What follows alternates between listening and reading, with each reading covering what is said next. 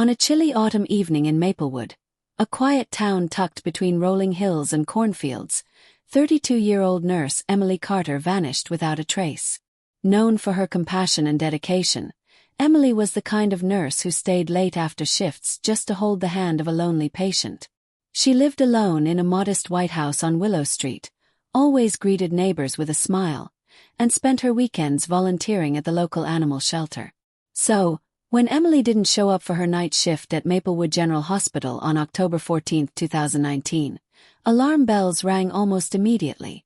Her co-workers called her cell, but it went straight to voicemail. Her car was still parked in her driveway. Inside her home, the lights were off, and nothing seemed disturbed. At first, investigators believed it could have been a random act of violence. A woman walking alone at night in a small town could easily fall prey to a drifter, or perhaps she'd been targeted while jogging, as she often did around dusk. Flyers went up.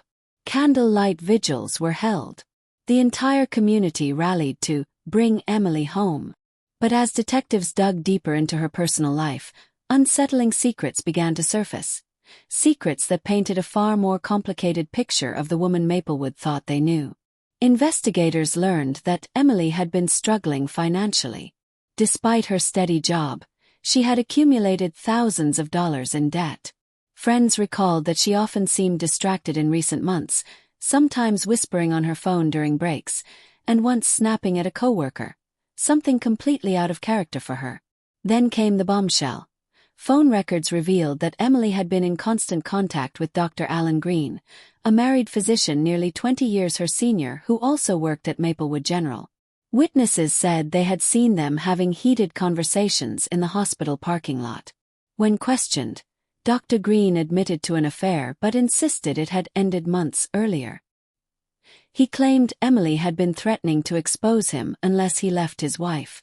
To investigators it looked like motive. But Dr. Green wasn't the only one. 2 weeks into the investigation, a local farmer discovered Emily's necklace, one her mother had given her, half buried in a ditch near the edge of town. Nearby, police found tire tracks.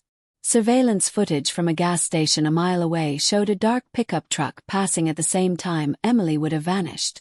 The truck belonged to Mark Benson, Emily's quiet next-door neighbor. A divorced father of 2, Benson often waved at her from across the yard. To most, he seemed harmless, if a little lonely. When detectives questioned him, Benson denied any involvement. But a search of his garage revealed something chilling. A pair of Emily's scrubs, stained with what looked like blood, stuffed inside a garbage bag. DNA testing confirmed the blood was hers. Under mounting pressure, Benson finally confessed, but not to murder in cold blood. Instead, he claimed that Emily had come to him the night she disappeared, distraught and panicked.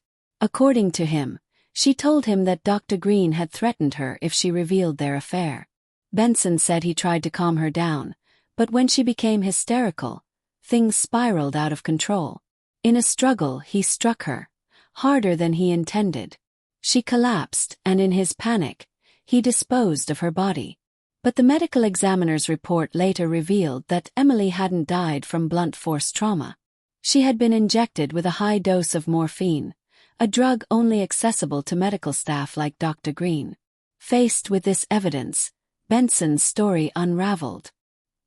He admitted that after Emily's accidental death, he'd called Dr. Green for help, terrified of being blamed.